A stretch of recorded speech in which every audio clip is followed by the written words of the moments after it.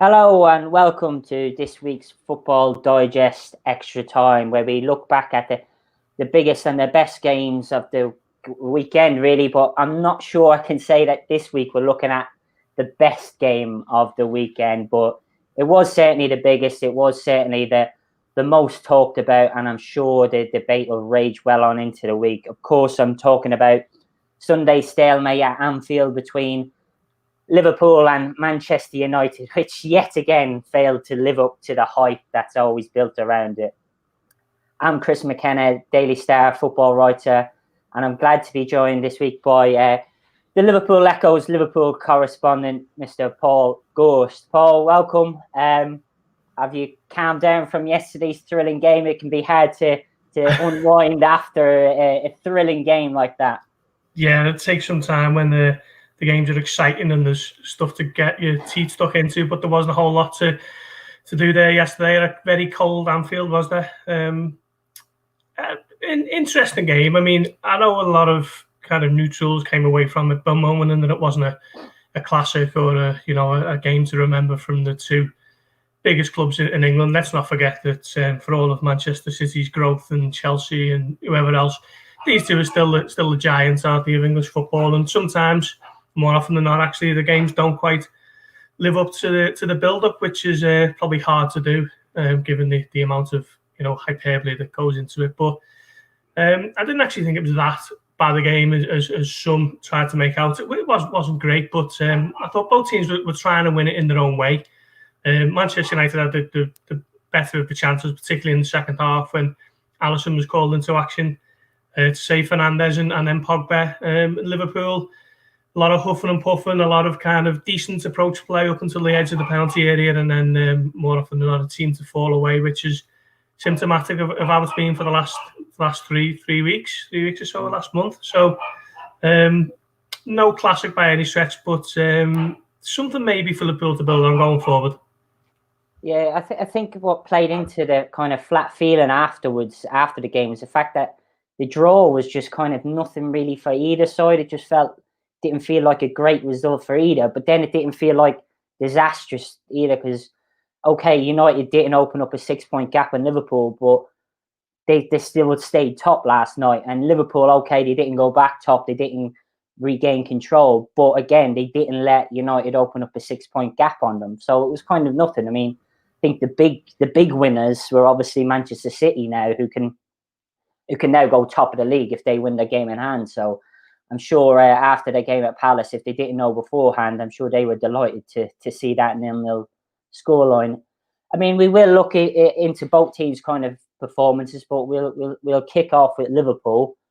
It's amazing, isn't it? I think it's that 16 years, first time in 16 years, I think, that they've gone 3 league games without scoring a goal. It's quite remarkable. When Virgil van Dijk got injured and Joe Gomez not long after, and we all thought it'd be the other end would be the big problem, and we'd be seeing lots of 5-4s and 4-3s and stuff like that from Liverpool. But it's a strange kind of spell they're in at the minute, isn't it? It is. When you think of Van Dijk and Gomez played in that game at Aston Villa when Liverpool conceded 7, and I think certainly Van Dijk was playing when they played Leeds and they conceded 3. Liverpool, on the face of it, the issues haven't been at the back, have they? Considering Henderson and Fabinho in particular, who I have to say has just been a revelation at centre back. He's kind of almost made that a bit of a non-issue, if you like, but it's more the impact it has on the overall team's balance. I think obviously playing Fabinho out of his natural position is bad enough, but then when you move Henderson further back, just takes out that drive from the midfield, that energy, the ability to kind of get Liverpool up the pitch with the qualities that Henderson has. So I think that has just had a massive knock-on effect, and that is why Liverpool are one of the reasons why they're a little bit short of sharpness in front of goal.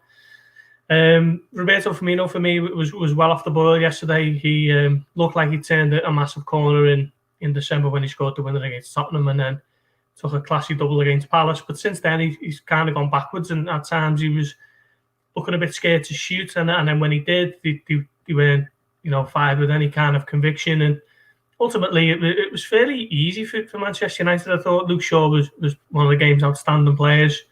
Aaron Wan-Bissaka doesn't give you what Trent Alexander-Arnold is kind of Liverpool counterpart gives you going forward, but I thought defensively he was very solid and kept Mane quiet for large spells.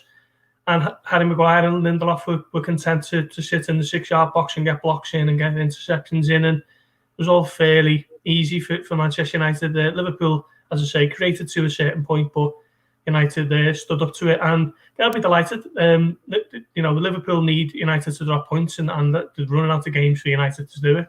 Okay, we've still got the second half of the season to come, but going off that first half, the evidence is there that United can grind out wins and pull 3 points out of the bag when they're not at the best, and Liverpool needed to make full use of yesterday's game. So United will definitely be the happier of the two.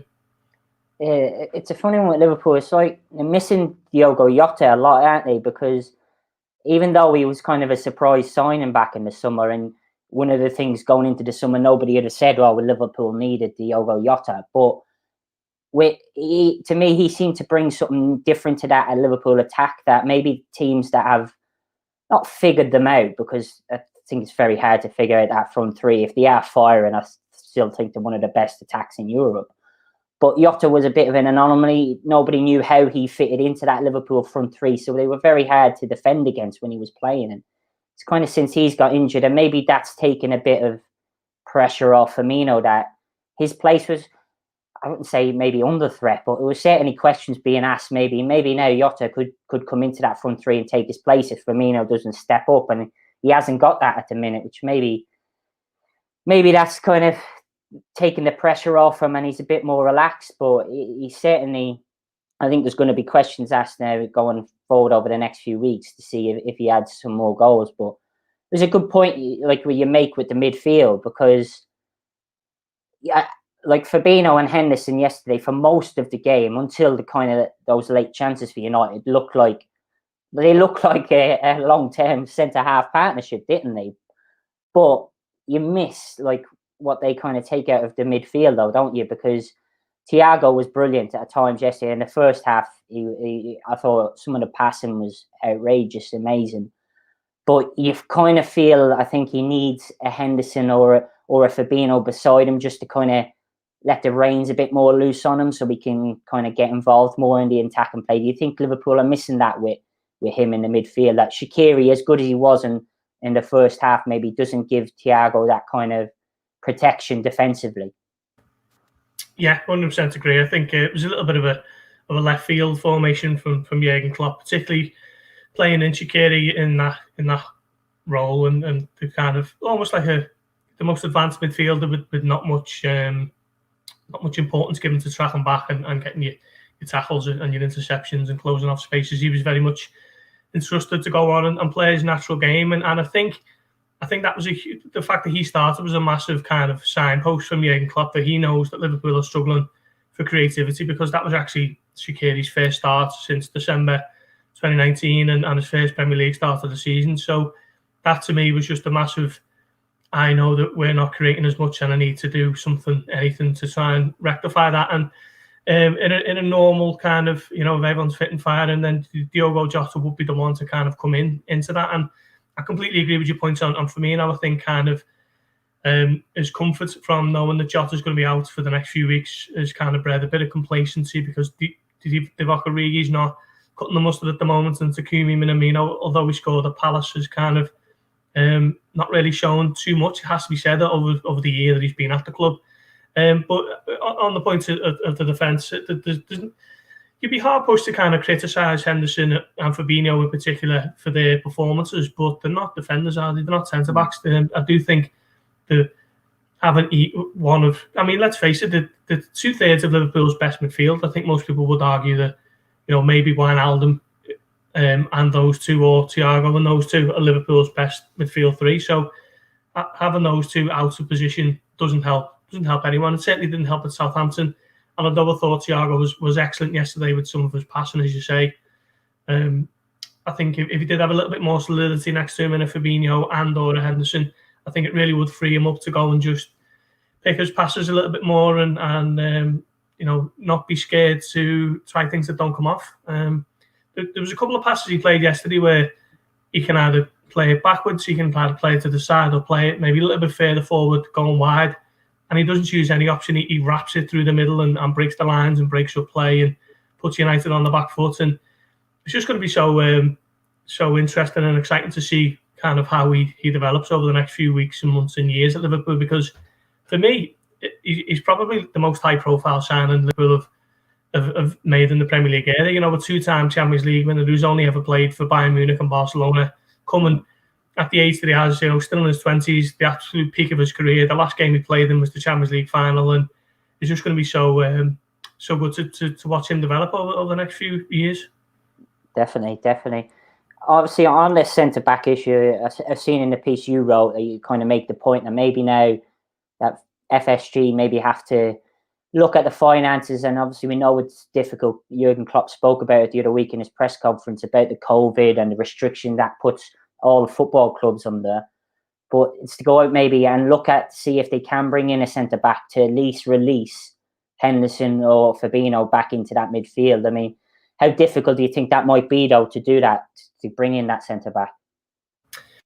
Well, we were in the press conference, weren't we, on that Friday when Jurgen Klopp said that, and I think that was the first time he kind of pulled the curtain back quite a lot and said, look, we don't have the money. If this was a normal season and normal circumstances, then we'd definitely be looking to do something, but we can't because of the finances. And I get that issue with Liverpool. They're pretty much losing out on £3 million every home game from the fact that there are no fans there. And it's been nearly a year now since they played in front of any real, groundswell of support. Obviously, it's nice to have the 2,000 fans back across December, but they're not going to be paying into the club huge amounts of money that can help in the transfer market. So I think Liverpool really must be in a struggling situation for Klopp to have opened up as much as he did a week or so ago. But on the flip side, I kind of wonder how surely there has to be a solution that Liverpool can come to in the next couple of weeks. Are they really that hard up that they can't afford to bring in an experienced, dependable centre-back? It doesn't have to be a 40, 50 million superstar signing. I think Liverpool fans are just looking for someone who's just going to come in to play. I always make the example of Ragnar Klavan. He was, to be able to sign someone like him now would be ideal for Liverpool.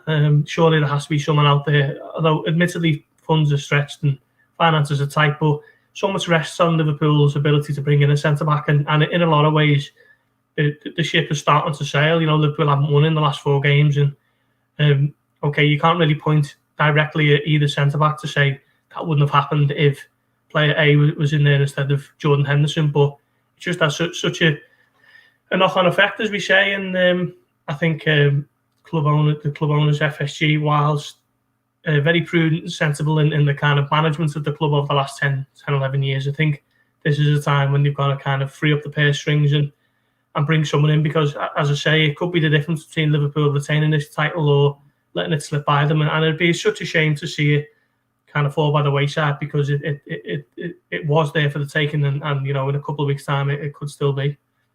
Yeah, definitely. As I say, I don't think you're going to see an Upper McKenna or a Koulibaly come in, but as you say, there's got to be maybe somebody there who can steady the ship a bit and give probably Henderson that midfield role back with, and then maybe use the Phillips or Williams in those maybe less high profile games when Klopp thinks they're up for it. But it's going to be interesting for them. Looking at Manchester United, we touched on it earlier.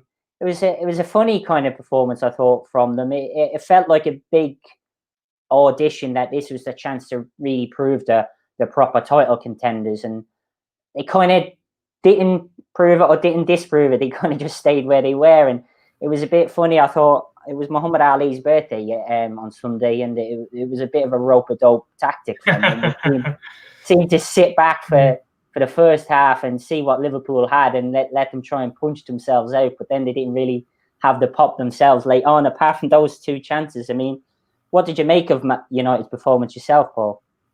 Yeah, well, anyone who knows you, Chris, knows you love your boxing, so it's great to get that. I had to squeeze it in somehow. Yeah. Well, I wrote on Friday before the game that this wouldn't offer any great kind of insight into how equipped Liverpool are for this title race, but it would be a massive pointer as to how United can handle it. And in a strange way, it's kind of come back with a disproven theory, but we're still none the wiser, are we? I think United have, they were well beaten against Tottenham earlier in the season. They were beaten at home at Crystal Palace. Arsenal beat them at home. But on the road, they're absolutely fantastic, and they're unbeaten now in 16 games, which stretches back over a year. By the time they play the next away game, it will be over a year since that 2-0 defeat at Anfield. And I almost feel, in a way, that the lack of fans is having a good effect on United, because I think Solskjaer doesn't feel that he has to, he's not emboldened to go and try and win every single game. He knows that when they have to be cute and clever and sit in and defend and, defend doggedly, that he does have the players to do that, with the likes of McTominay and Fred as the screeners, and then you back forward with all very good defenders, aren't they? Lindelof, Maguire, most expensive defender in the world, of course, Luke Shaw and Aaron Wan-Bissaka. So I think that as a six is very solid, and it's very durable and hard to break down, and it's ideal to go to places like the Etihad and to Anfield and come away without a defeat. So I think United might fall away when you have to be a little bit more expansive in certain games this season, and they could get caught. We've seen it, against Crystal Palace back in, was it September? Yeah. When they do try to do that, they are susceptible to pacey players on the break. So I think if United are to kind of show over the next few weeks and months that they are serious challenges, I think they need to almost just win those games. I mean, I've seen them against Aston Villa, and Villa played really well and created so many opportunities, but it was United who came away with the 3 points, and that is, as the cliche goes, the hallmark of champions, isn't it? So I don't think we can make any great statements one way or the other after yesterday for United's chances, but Solskjaer said that, and Luke Shaw said that actually that they come away from the game a bit disappointed that they haven't won it, which I think could be playing to the gallery a little bit. I think inside the dressing room they would have been delighted that they've come to Anfield. Liverpool haven't been beaten in 67 games at Anfield, nearly 4 years, and they've got a point, and they've still got that 3-point buffer in between them. So I think United will have been delighted with yesterday's result. Yeah, I think, the disappointing thing, it seemed a bit forced from Solskjaer afterwards, but yeah, I'm just not sure how. It's kind of maybe a sign of where United are, even in a weird way, that although they're top of the league, that they're still not, obviously, they're still away from the United of old. That the United of old would have come away from that Anfield game, and gone, we should have won that. That's a chance blown there. Even though it's never easy to go to Anfield, even when Liverpool went at the best in the 90s and stuff, it was never an easy game for United. But just feels like it felt like an opportunity missed. That was a Liverpool side maybe there for the taking a bit, and they didn't really push forward. And I think, what did you make of Bruno Fernandes's performance? I thought that was a game where you would expect him to really light it up, but especially with Liverpool lacking in midfield a bit with Henderson, Fabinho in the back, I thought there might be a lot of space there for him in between the defence and the attack, but he didn't seem to really get going until he had that chance late in the game. Yeah, I was just about to say that. He didn't really get going, did he? I mean, one or two passes, his passing range fantastic, isn't it? And he can play those passes either side all day. And in the first half, he tried to get on the ball a little bit, but it was difficult for United to really break and get out. And he didn't really do too much. He come close with the free kick in the first half and was unlucky. Great save from Alisson with his heel. But other than that, I thought he was very much on the periphery. And sometimes you have to accept that with players like that. You know that he can change games in an instant with a moment of quality. And on another day, he could have been a difference maker. He could have been the match winner, couldn't he? So it wasn't his best performance. Not the greatest display I've seen him put in since he's been at United this past 12 months. But United have got a top quality player in there, and I almost liken him to the impact that Luis Suarez had at Liverpool 10 years ago. Come in mid-season to a team who were kind of just middling around. Could have been doing a lot better than they were, and he just seems to have galvanised them with his quality and his ability to to be the difference maker, and I think he will continue to do that. He obviously scores quite a lot of penalties, but his overall play, if he gets a sighter on goal from 20, 30 yards, he will always, more often than not, it will be on target, and it's just that makes such a difference to teams. It sees teams drop off and they're a little bit worried once he's on the half turn, knowing that he can shoot, and he's a top quality player. I don't think there's any question of that. Another one who was nearly the match winner was Pogba. His kind of selection on the right side seemed a bit strange. It seemed like maybe that Solskjaer knew he had to play him after his performance against Burnley, but he didn't seem to fit into his tactics. But again, as the game progressed, he kind of really came into it, and he nearly won the game in the end for United.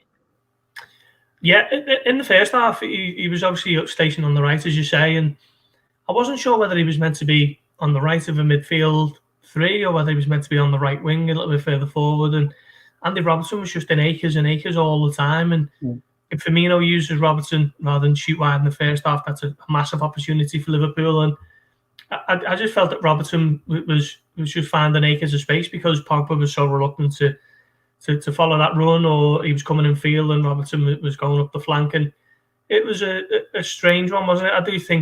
I do agree with you there about, I think Pogba he played so well against Burnley on Tuesday that Solskjaer probably looked at it and thought, there's no way that I can leave him out, but where they would fit him in, so let's just stick him on the right and see how it goes. And didn't really work, but still, because of the quality that he's got, he could quite easily have been the match winner. Again, Alisson with another big save. So, from a Manchester United perspective, I wouldn't particularly want to be looking at him, Paul Pogba, that is, playing in that position, every week, because I don't think it suited him too much.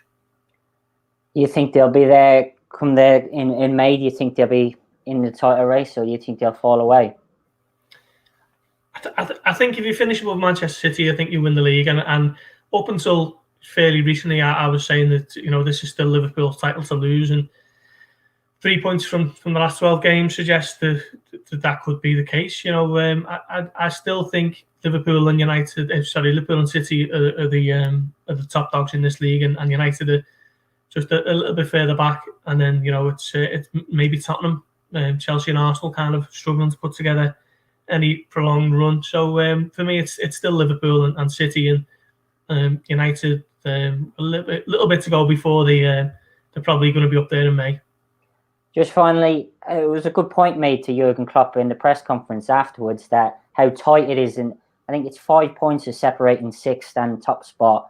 I mean, after the last couple of years where Liverpool and City were miles ahead of everybody, it's quite amazing. And he kind of said, well, it might be a battle to finish in the top four. I mean, what did you make of that? It was interesting, wasn't it? Yeah. But when you look at it, Liverpool started last week, last Monday. If we'd have done this podcast last Monday, Liverpool would have been Premier League leaders, and now the fourth. So it just shows you that it can all change so quickly, can't it? And I don't think you can make too many grandiose statements over what's going to happen at the end of the season because of the nature of this particular season. I think this week's huge. City and United play on Wednesday, is it? And then Liverpool against Burnley on Thursday. So, if we were to do this next week, we could be looking at it completely different. And Leicester, I think Leicester are a great side with a top manager in Brendan Rodgers. And Tottenham yesterday, I thought, okay, they were playing, struggling Sheffield United, but that's a big 3 points for them after the month or so that they've had. So it's too difficult to call, isn't it? Really is. And I suppose as a neutral for the first time in a good couple of years, you're looking at it with more than just one or two potential winners.